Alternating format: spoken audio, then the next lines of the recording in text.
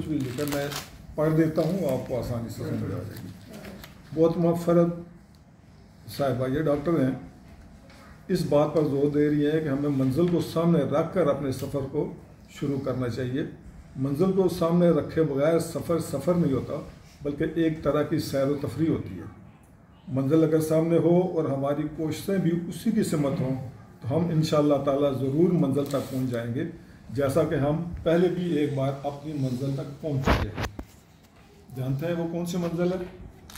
اگر ہم اپنی 60-70 سالہ زندگی پر نظر ڈالیں تو محسوس کریں گے کہ ہم نے زندگی میں صرف اور صرف ایک بار اپنی منزل کو سامنے رکھ کر اپنے سفر کا آغاز کیا تھا، اور وہ بھی جب ہم چھوٹے تھے۔ اس وقت ہمارے ماں باپ نے ہمارے شعور اور لاشعور دونوں میں یہ بات زبردستی بٹھا دی تھی کہ پڑھو گے نہیں تو کامیاب زندگی کیسے گزارو گے۔ ہم نے بچپن میں کامیاب زندگی گزارنے کو اپنی منزل بنایا، جس کے لیے ہم نے خوب پڑھا، دن رات پڑھا اور خوب دل لگا کر پڑھا، تب جا کر ہم اپنی اس کامیاب زندگی گزارنے کے منزل تک پہنچے تھے، جس کے لیے ہم نے دن رات محنت کی تھی اور جس سے ریٹائر ہوئے بھی ہمیں کافی عرصہ ہو چکا ہے۔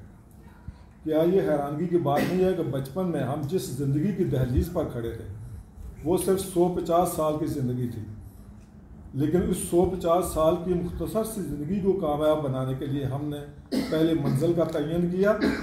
اور پھر دن رات ایک کر کے اس منزل کو بھی حاصل کر لیا،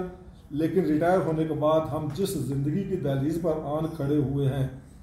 وہ 150 سال کی زندگی نہیں تھی، بلکہ وہ تو ایک لامتناہی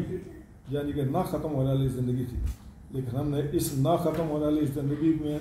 کامیاب ہونے کے لیے کسی منزل کا تعین نہیں کیا، اور ہفتے میں ایک بار قرآن فہمی پروگرام میں آ کر پنجابی کا لفظ ہے گونگلوں سے مٹی جھاڑنے لگ پڑے۔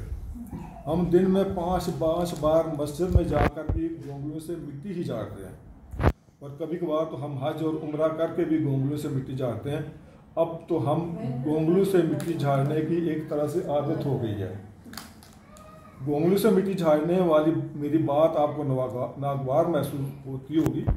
لیکن اگر آپ رسول اللہ صلی اللہ علیہ وسلم کی زندگی میں اپنے لیے نمونہ سمجھتے ہیں، لَقَدْ كَانَ لَكُمْ فِي رَسُولِ اللَّهِ أُسْوَةٌ حَسَنَةٌ، حقیقت یہ ہے کہ تمہارے لیے رسول اللہ صلی اللہ علیہ وسلم کی ذات میں ایک بہترین نمونہ ہے۔ تو آپ یہ ماننے پر مجبور ہو جائیں گے کہ ہم مسلمان دین کے نام پر جو کچھ بھی کر رہے ہیں یا کرتے چلے آ رہے ہیں وہ گونگلوں سے مٹی جھاڑنے کے سے زیادہ کچھ بھی نہیں۔